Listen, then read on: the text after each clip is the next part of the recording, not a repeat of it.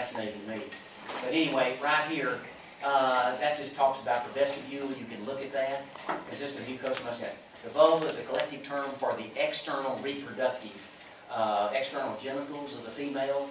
Consists of the mons pubis, the elevation, the adipose, and so forth. Now, one thing you need to remember here, that's anterior to the vaginal and the urethral openings. That's that part. And then you have this like here, the labia majora, adipose, and so forth. Now, one thing I want to give you, I want you to make you aware of this. Twofold labia minora, two folds of mucous membranes, the pubic hair, and all that business right through there. But one thing I wanted to make you aware of right here, make sure you know this. Now, right here, clitoris, that's going to be homologous to the male, to the penis in the male. The vestibule, now right here, the hymen, clitoris, this is in the vestibule, the urethral orifice, and the vaginal orifice. And you already know all that. But you'd be surprised at the number of people, and that's just kind of showing you, that's in your textbook, showing you the arrangement of that stuff. But now let me show you right here. Here's what I want to get. I want to get to this real quick. Now look. Okay, this will be on your test and somebody miss it. They're homologous structures. From the male and female, they're homologous. You got to remember now, when they start, the development starts, it looks alike. You follow me? It looks alike. And then the XX goes in that direction, and the XY goes in that direction. In that picture, if you have a book that I just showed you showing that outline, I'm not going to have that on your test, but look at this. Glands associated with the vestibule. Periurethral or Skene's glands, homologous to the prostate. That'll be on your test. Some of these homologous structures, not many, will be on your test, but there's the periurethral or Skene's. Alright? On either side of the urethral orifice. You with me? What does orifice mean? Opening. Orifice means opening. The urethral. Alright, now we'll look at this. The greater vestibular glands, Bartholin's gland, on either side of the vaginal orifice, and that's homologous to the Cowper's gland. What's another name for Cowper? Now, this is what, you know, I don't, these glands and these things like this. I'm sorry, bulbar urethral. Exactly. Bulbar urethral is another name. That's exactly right. These glands, I don't think about those glands that much, schemes, except when I teach this at this time of the year in this course. And so I sometimes forget the I have to refresh that. Periurethral, homologous to the prostate. The Bartholin's or greater vestibular, homologous to the Cowper or bulbar urethral, which is in the male. And so I just mentioned this. But the main thing, one of the best courses I ever had in college, it was a junior level course. We don't offer it, at this, in the community, at the freshman, sophomore level. But if you go on and you're in biology and you take it, I never will forget the guy's name that taught me the course. I mentioned it to you. His name was Dr. Kennerly. Thomas M. Kennerly was his name.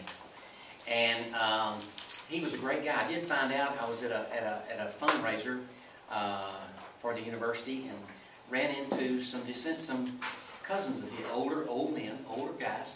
Found out that one thing I remember about Tom Kennerly, he was a chain smoker. Great professor. Oh man, he was good. He'd help me out. I'd be playing baseball, and he'd meet me outside sometimes on the front of the biology building and explain stuff to me in embryology. But Tom Kennerly died as a result of cigarette smoking, lung cancer, several years ago. But anyway, the course he taught me was embryology. He taught me in two courses, a beginning course in biology and embryology. And of course, it's really interesting to look at how digression occurs, how it digresses in the embryology and the formation stuff. But right here, there's that. Now also, let me mention this. Hormonal control of female reproductive. The main thing here, everybody, female sex hormones, the most important female sex hormones are estrogens and progesterone. Now, does everybody understand? Is there a female in here that doesn't understand? How many of you weren't sure if you heard the term estrogen? Now, you don't have to. It's no shame on you. But how many of you maybe didn't really know for sure if estrogen was one hormone or several? Anybody? Did all of you know that estrogen was a group of hormones? Did every one of you females in here know that? Every one? Okay. Now, see, it wouldn't be embarrassing if you said, no, I wasn't sure. But estrogen is not one hormone. Estrogen is several. The most important one, the most numerous one, is estradiol, if I'm pronouncing that right. And estrol is another one, and estrone is another one. Those are the three main female estrogen hormones. Did you know that? I just see it like whenever we do medications. Like Oh, you know, yeah. controls and stuff. Oh, very yeah. So you see those names. You see those, so you put it together then that those are estrogen hormones. It's not the estrogen hormone, one estrogen hormone. It's the estrogen hormones.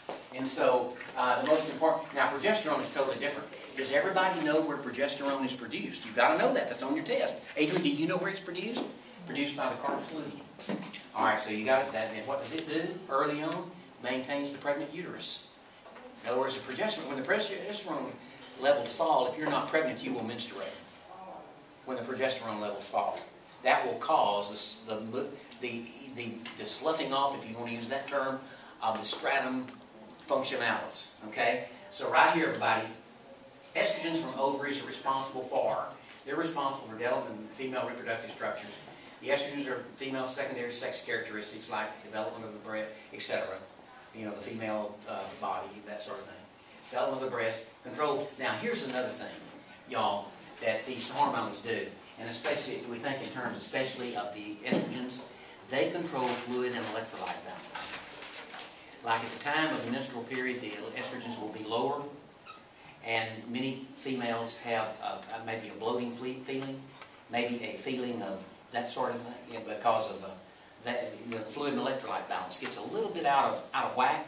That also accounts for menstrual cramping, the cramping and that sort of thing that some females have. So I understand. All right. Now there's that increase in protein anabolism. These hormones do that.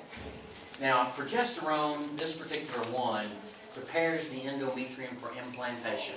Most of you're aware of that. All right. Prepares the breast to secrete milk. Next slide. Now the next slide is the menstrual cycle. Now let me just you have this. It's printed out. You should have it. It's on Blackboard. And this thing right here is one I wrote out a long time ago. But it served me well. It's kind of explained the situation.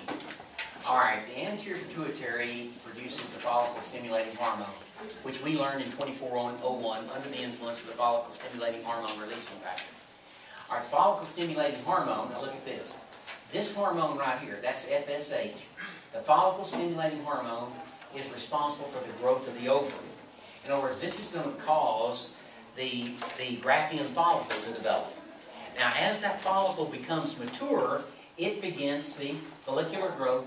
It causes the follicle. Where is estrogen produced? The primary amount of estrogen is produced by the Graafian follicle, or the follicular growth. That's where most of the estrogen is produced. All right, now the estrogen, as estrogen increases, it's going to inhibit production of FSH. As the estrogen inhibits, it's going to shut down follicle-stimulating hormone by the anterior pituitary. But it's going to allow, see, estrogens, it's going to shut this down, shut down that, because this is already developed. It's already grown enough. It doesn't need to grow anymore. It doesn't need to develop anymore. It's producing estrogens now. Now we're going to shut this off. We're going to shut this estrogen stuff off. All right, so once this estrogen, this has produced the estrogen. Who does that? The Graafian follicle produces the estrogens. All right, so as the estrogens begin to build, then here's it shut. It inhibits the anterior pituitary from producing more estrogens. But the estrogen shut this down. But the increasing estrogen also allows for the anterior pituitary to produce LH. Now here's what you need. You're not going to have to draw this. You're not going to have to draw it. What you are going to have to know, though, is that the primary hormone, and there more than one's involved, but the primary hormone of ovulation is LH. LH stands for the luteinizing hormone. That is the primary hormone of ovulation. Everybody with me on that one?